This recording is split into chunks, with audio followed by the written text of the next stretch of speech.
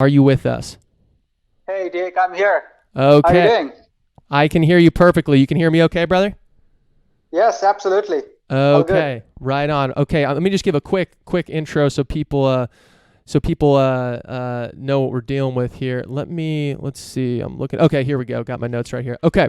So everyone, this is mostly borrowed ideas. We'll refer to him as his Twitter handle is borrowed ideas, borrowed underscore ideas, and I'll link to that in the show notes. He has a lot of cool analysis, particularly on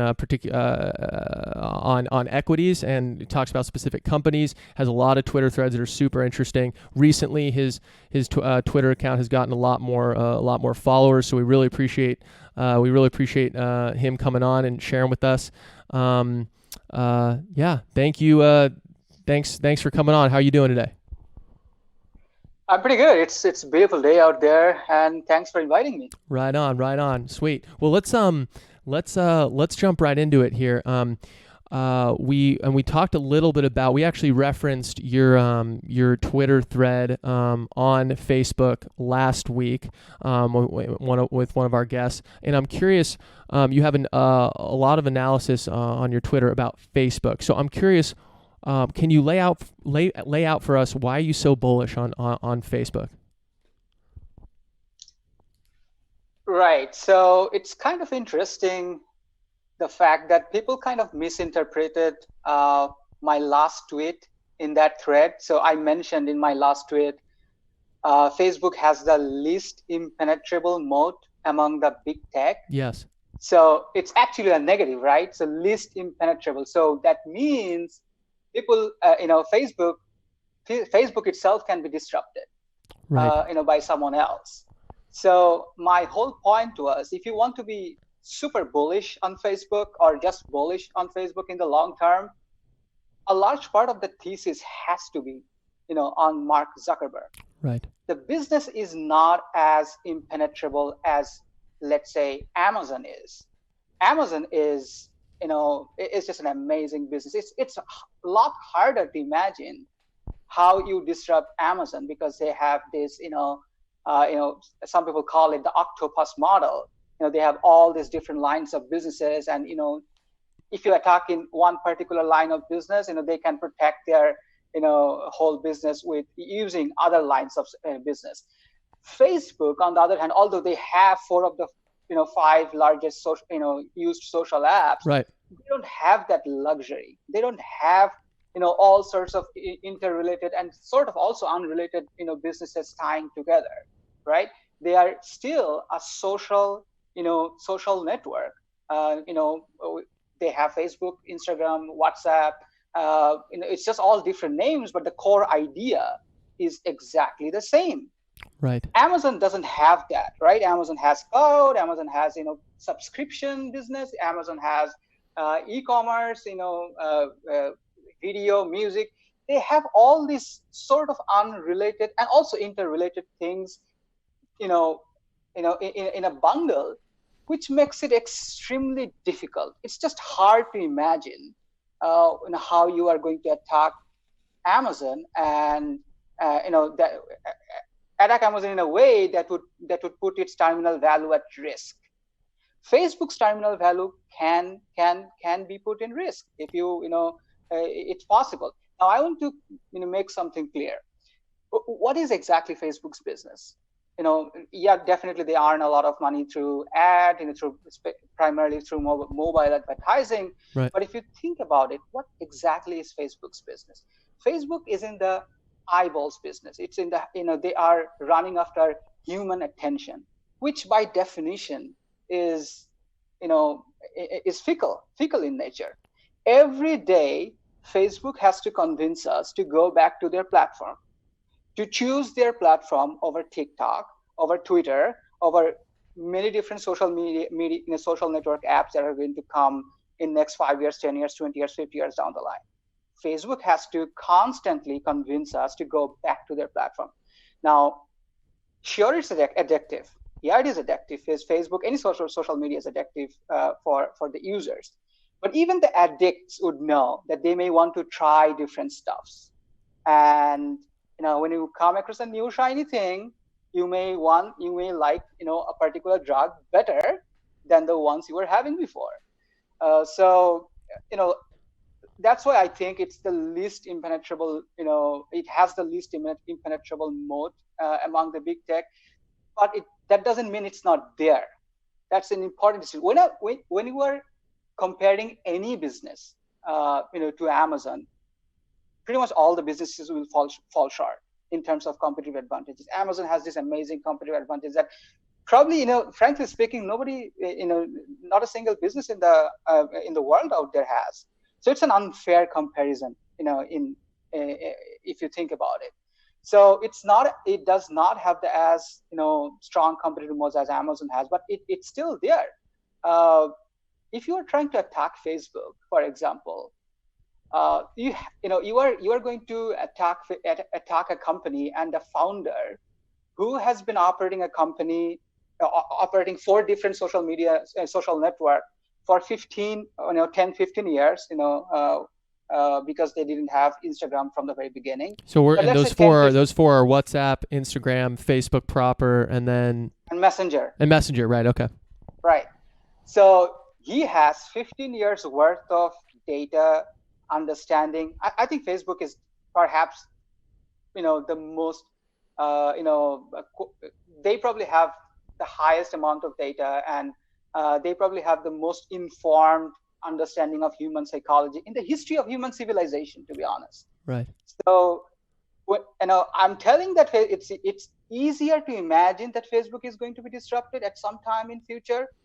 That does not mean that you are going to be able to do it. You are going to need a person of Bezos caliber, or a Gates caliber to disrupt Zuckerberg's company. And I also think, and one of the reasons I think a large part of the bet has to be on Zuckerberg is, I think Zuckerberg has to be one of the most motivated billionaires out there among the big techs, especially. Yes. Because he knows, this is not a rocket science. Whatever I'm telling you, whatever I've written in my thread, it's not rocket science. Zuckerberg knows the fragility of its business or fragility of its empire. It's not Amazon. He knows it, and he will try every single day to make sure that the fortress that he built so far remains intact. And I'm not going to bet against a guy who has a track record of what he has built so far. So yeah, and it's an important distinction. It's a long-term bull thesis. It's not what's going to happen in next quarter or in this pandemic or in next 5 years or even probably in 10 years. Right. It's what's going to make this business durable. Right. I'm curious. You mentioned. Yeah. Oh, go ahead. Finish your point. No, I'm fine. You can go ahead. Okay, there we go. We'll be sure to come back to that. I'm curious. You mentioned that Facebook, how much data they have on their users. I'm curious what you think of and Zuck, I believe he published this a couple years ago. Actually, when 2020, his like decade goals. Right, he stopped doing these yearly things. He's like, I want to think in decades, and he released his goal for the decade. And one of those things.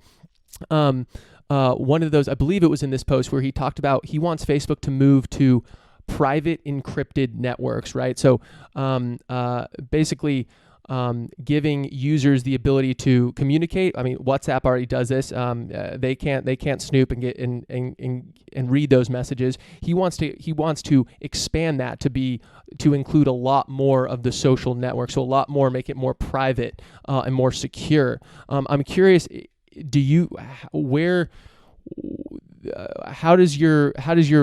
How do you think about that, given that you think they've been successful at least partly in how much data they've collected? Is that something they're giving up that's going to hurt them long term? Or you think this? I personally think it's the right move long term, but I'm curious what you think. So 2 things I would like to mention. The first thing is, I think all the big tech, especially the founders, I'm not talking about Google here because it's not a founder-led company anymore. Right. But Facebook and Amazon especially, these are founder-led companies, and they are going to do everything they can possibly do to protect their, to protect the endurability of their business. They're not focused on the current year cash flow or current year profit. They're much more focused whatever that needs to be done to make sure my business, my empire exists 10 years, 20 years, 50 years down the Right. line. That is their number one goal, right? So if the only way to make sure that business remains intact, the business endures through all sorts of vicissitudes of life and business of economy, and if you can only do that by making sure that everything becomes encrypted, Zuckerberg will do it. I don't Right. know whether that's the future, and he will have much better knowledge about what's going to happen in future 10 years than anyone who's covering Facebook or or any of the big tech companies. The second thing I'd like to mention is the big tech company. I don't think most people really understand and appreciate the fact that just how complex the whole big tech space is. The whole what space? Sorry. The how complex the big tech space Right. is. Right. Right. I think covering Amazon is a full-time job. Right. It's a full-time job, just Amazon and nothing else, right? Right.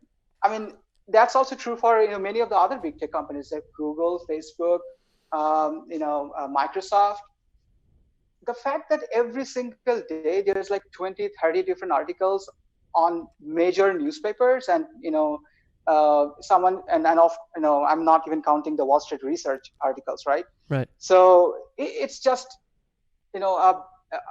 it's just amazing how much content that is out there that you think you should read, right? I mean, if you are covering Amazon, if you're invested in Amazon, if it's a sizable portion of your portfolio, yeah, probably it makes sense to kind of consume all these things, but it's not possible. It's impossible to be able to cover big tech in a way that's probably fair to them, and also want to also look into different businesses and go beyond the big tech space. It's just very, very difficult. I don't think I'm able to do it because I want to be a generalist. I am currently a generalist, right? So I do look into all sorts of companies beyond technology. So I probably have better breadth, but lot less depth. And that's just how it is. I have to be comfortable with that fact. And that's why I'm much more interested in understanding the big picture. I don't know what Google is going to do with their anti-Amazon alliance or all Right. all these different nitty-gritty details. The information flow is just incredibly wide and heavy. So that's just how the way I look at it, and that's why I spend more time understanding what exactly is their business and what will make their businesses more durable, in the very, very long term. Right. You mean to say that it takes more than just one Twitter thread to describe an entire company? Sure, it does. Yeah. Keep doing those, brother. So I want to talk for a second about your experience on, quote unquote, FinTwit, so the financial Twitter. There's a lot of, anytime anyone's seen like a money sign plus a stock ticker, you probably run into the financial Twitter space. It's a brimming space. I've recently been following a few people in it because I think there's a lot of super interesting insights there. Can you talk to me about, and you tweeted this out, having an account. You are anonymous. It's called, it's borrowed ideas. It doesn't have your name there. I'm curious, how was it basically penetrating this Twitter market, coming from a place of, you don't have a name brand, or you don't have a company, you don't have a this or that. All you have is your ideas that you're putting out, which, as you say, are mostly borrowed. But how has it been? I'm very curious now how you've navigated that and how it's been. I'm not going to pretend that I have some special knowledge. Right. The biggest thing that probably has happened in terms of increasing my follower base is the fact that Paul Graham chose to retweet my Facebook thread. Right. Now, I did not request him to do it. I was following him, obviously, but he didn't follow me back. I have no idea how he came across my thread. So and so that's like the number one thing. So you have to be lucky. It's not just I'm pretty sure there's a lot of great content out there in FinTwit and even beyond FinTwit. That is not getting Paul Graham's attention. or in anyone famous who has like millions of followers. They're it just didn't come across them, right? Right. So that's perhaps more than 50% of the answer. Sure. Sure. And right, so I guess just like probably most things in life, luck is definitely a huge factor, and I'll be the first one to admit it. The second thing I would say, I you know I wanted to be active in Fintuit, and I wanted to write all these threads primarily for myself.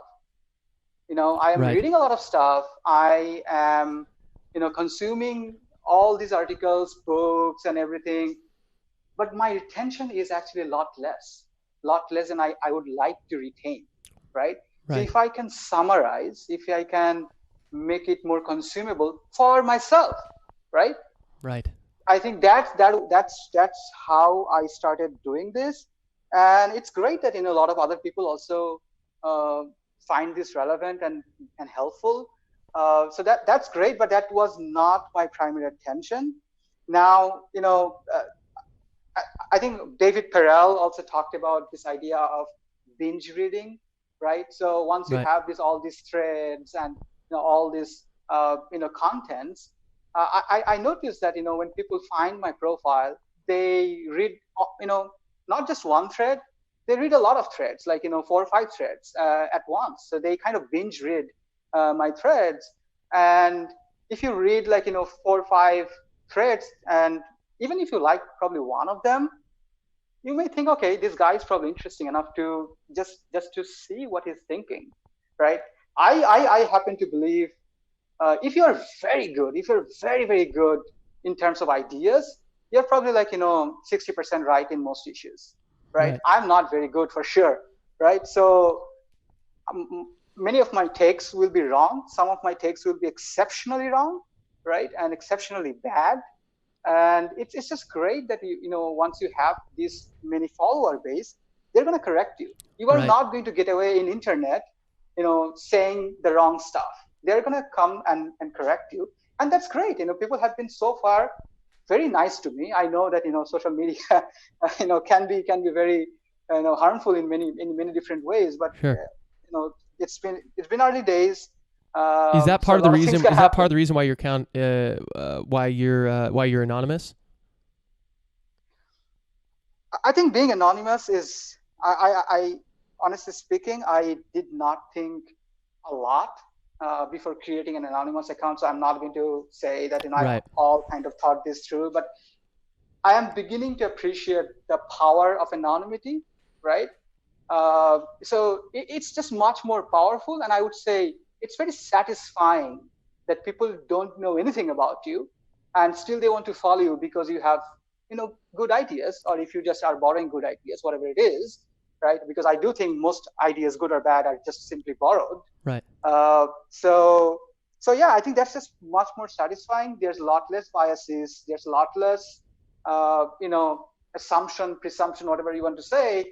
So it's just your ideas. It's just what you write, and if it resonates with people, they seem to follow, and I think that's great.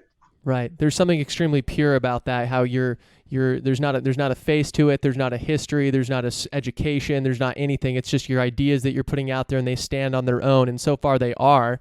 And that's a really cool, pure idea that as a way to have a dialogue. So, yeah, I really did that. I want to transition a little bit. Um, given everything that's happening right now with central bank intervention and the economy basically shut down worldwide, or at least a large portion of it, are you are there any existential worries you have about business going forward, about moral hazard, about these, if you want to call them bailouts for some of these companies? I'm curious where, and I don't want to make you say something. You can give give the old shrug and say who knows. But I'm curious where your head is at with everything that's happening. Yeah, I mean, I felt, honestly speaking, physically uncomfortable when the market was going up. I think in the pretty much the whole month of April, Right. uh, and I have read enough books and articles to know that I don't have the capacity to to basically predict where the market is going or even the economy is going. Right. And I'm really humble about that. I don't think I was very humble about making a big market prediction call. Let's say even 3-4 years ago, I would be very prone to do such things. And I think I've read enough books like Super Forecasting, Right. uh, anything that Michael Maboussian has ever written. So once you go through this, and this kind of instills this belief in you that you are not going to be able to do it. So Right. I try to avoid this, but I'm human. I have emotions, and I can be swayed in one direction or the other, and that can reflect in my portfolio as well. So I was feeling physically uncomfortable because of the news flow that I was reading, and and the friends and family I was interacting with, and I was basically realizing how this is impacting not just in America but also different parts of the world, and the market was going up, right? So it created such a dissonance in my mind that I actually increased my cash position from 12% to 18% of my portfolio. You said from 12 Which to 80? no, 1/8, 18, Oh, 1/8. God, 12 to 18. Okay, I was going to say, what Right, the? Okay, got it. right. If it's 80%, then that's a market prediction call, right? And I have Right. read enough to realize that I'm not, you know, I'm not just eligible to do such things. Right. Uh, so yeah, I mean, I try. Macro stuffs are generally speaking far beyond my pay grade. So I am an equity analyst, and that's how I like to see myself. And basically, I try to focus on companies, businesses. It gives me more, I would say, intellectual kick, but just by learning different businesses and companies, and how what makes them successful, or what uh, led them to their failure. That's just who I am. I'm not saying macro stuffs are not interesting enough. It obviously is. Right. But I'm humble enough to realize it's not my forte. Right. Well, so I'm curious, and I had your MTL broker on here last week, and I asked him this same question. That's the Twitter handle, by the way. Not for you. I know you know that, but for everyone else, that's not his actual name. I'm curious, how do you pair your feeling that, not feeling, but your belief that, okay, we can't predict large macro events, we don't know what's going to happen, with your stock picking, and specifically how you pair that with picking individual companies and studying these companies and having a portfolio made up of specific companies versus just buying the market versus a broad U.S. equity based index fund. How do you think about that? I think passive investing or index investing, whatever you want to call it, it is great for the vast majority of investors. Right. Again, when it comes to U.S. equities, things are a bit different in different parts of the world. But for U.S., I think it makes a great sense for a lot of investors. I mean, I wrote in Twitter probably a few days ago, that 4% companies basically explain all the gains Right. I saw that. since 1926. Right. It's just an incredible stat that that should humble anyone in active investing. So basically, if you want to make money active investing, you have two options. You have to be able to pick those companies within that 4%, which is daunting. Right. And the second is, you can invest in all those 96% companies, but you have to be able to tell when you want to get out, right? So there's a Right. price point. You are not going to just buy and hold for its entirety, right? You have to be able to take an exit at the right price at the right moment. Both those things are excruciatingly difficult, and a vast majority of active investors will fail. That's just the way it is. Nobody knows. The thing is, the reason I still do it is, you don't know. Like, Warren Buffett didn't know that he was going to be Warren Buffett when he was in his 20s Right. or 30s even, right? Nobody knows. Bezos, Zuckerberg's, every successful person in this world, maybe some people, I don't know, they have probably some sort of epiphany that they are meant to be successful. But I can tell you, vast majority, super vast majority of successful people had no idea that they are going to be successful, right? So I like to try myself out. You have to take a shot. So that's what I'm trying to do. And the thing is, the fact that I love understanding different businesses. So even if I fail, that's the takeaway. I still know about businesses. I learn about different businesses, and I have the intellectual bandwidth to look at different businesses and have an opinion based on all the businesses that I have read, or all the businesses I'm going to read in next 5-10 years or in my lifetime. So it's just an intellectual satisfaction that you get by being an active investor. But obviously, if you're a doctor, I'm just throwing out different professions. If you're whatever your profession is, which is not investing, these are humbling stats. Why would you be able to, if you are not if it's not your full-time job? It's just a much more difficult thing to say to yourself that I'm going to be able to pick these 4% companies, or I'm going to know when to exit at the right time, at the right moment. That's just how it is. But I'm not saying it's not possible. Michael Burry was a doctor, right? So, but maybe these are just exceptions, right? So that's just the way I look at it. I think active investing is also very rewarding. I can give you another math. I mean, if you outperform S&P 500 by 2.5% over a 30-year period, your wealth would be doubled compared to what you would have made, by investing passively. Right. It would be double. So there's a huge difference between 5 million and 10 million, right? And the opposite is also true, right? So if you underperform the benchmark by 2.5%, yes, you have 50% less.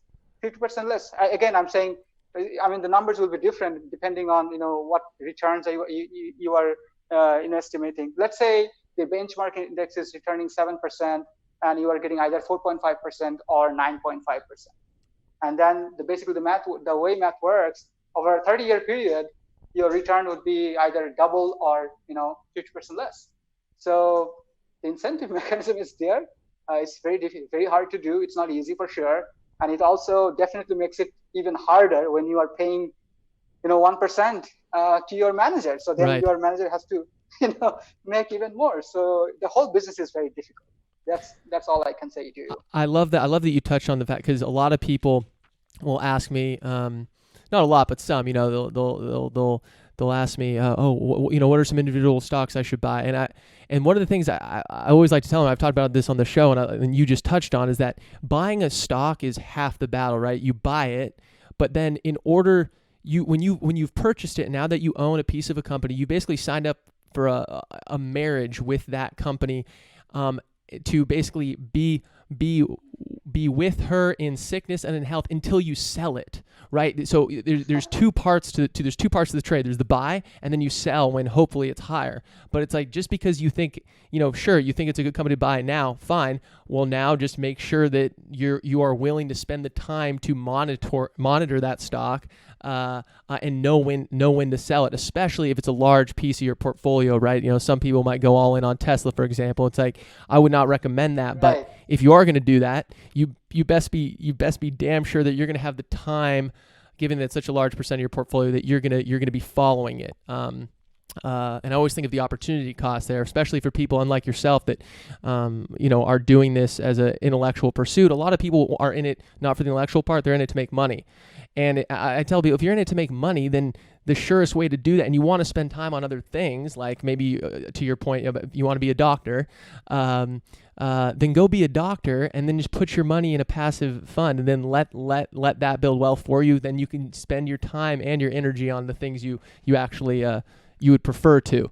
So I love that you touched on that. And I'm curious if you have any responses to that. And also, as we close this out, and this is the question I always ask, Is there anything the media narrative, the zeitgeist, the dinner table conversations, the people you're following on Twitter? Is there something that you think people are getting wrong? In what's going on, whether it's in equity, the equity markets, or something else. I'm curious. I'm curious where your head is at with that. So I actually don't have a TV, at my home, and Good. I don't watch TV. Good. Right? So I actually have no idea what the mainstream. I have some idea, Right. but I would say, largely speaking, I don't have much idea Right. what exactly they are talking about right now, or last few days. In terms of FinTweet, I think the biggest, or I guess probably the best advice that I can give give it to anyone is, make sure you diversify your followers. Make sure you have enough of conservatives, enough of liberals, enough of centrists and libertarians, whatever you call it, right? Just make sure you have all the different perspectives. Like when the coronavirus, the COVID-19 hit, in America and in the world, right. I made sure that I am getting all different perspectives. So I went ahead and followed a bunch of people who are on different spectrums. Right. Now, what that did to me was, I quickly realized I actually don't know, about a lot of details, because, if you are just listening to your friends, or even if you're just reading the mainstream newspapers, it's very uniform narrative that's out there, right? And I'm not saying it's wrong, right? But I'm just saying that's just that way it is. Now, in Twitter, you have the option to go to make sure that you have all the different perspectives, and it will quickly humble you that you actually don't know how to respond to many of the arguments from the other side, right? Right. So once you realize that, and then you realize, I actually have no special knowledge. I actually not even special. I don't have knowledge probably to begin with at all on this particular topic. So I just followed very traditional guidelines when it comes to COVID-19, but I did not have a very strong opinion on how severe it's going to be, or about the duration of this pandemic, or whether there's going to be a second wave and all that. Again, like I told you, I want to focus solely on this. I want to focus my bandwidth solely on different businesses. Granted that businesses do suffer because of pandemic, because of what's going to happen or what's happening out there. But I guess you can insulate yourself much more if you just focus on the businesses and not all the macro stuff. That's probably possible for some people to be able to forecast or to be able to have a very strong informed opinion. I just know I'm not one of them. Right. I love what you said about, and I used to scream about this more, and I need to keep doing it. But the fact that people don't make a point of following or reading things that they actively don't agree with. There's several Twitter accounts that I follow that largely I don't agree with them. So I love that you touched on that. And even if you don't, there's no such thing as agreeing with someone 100% or disagreeing with them 100%. There's some things that normally I disagree with them, but they might say something that either makes me think of something in a new light, or maybe I just straight up agree with them, and maybe I'm learning a little bit more nuance to their side. And the other thing is, you actually know what that group or that side is actually thinking, which is also extremely valuable. So mostly borrowed. This is borrowed_ideas on Twitter. I highly recommend you follow him. I just started over the last couple weeks. He's got some great threads. He links to in his Twitter link area. Click that. He's got several threads where you can go through and click. And I've read through a few, and they're super good. So borrowed ideas. Keep doing what you're doing. Thank you so much for coming on. I love your measured, calm thinking. You're detached. Detached from your ideas. You're okay with being wrong. I think that's super valuable right now. And I thank you so much for sharing your ideas. And please keep doing it, brother. Thank you so much. Thanks for inviting me. Okay, absolutely. Have a great day. You too.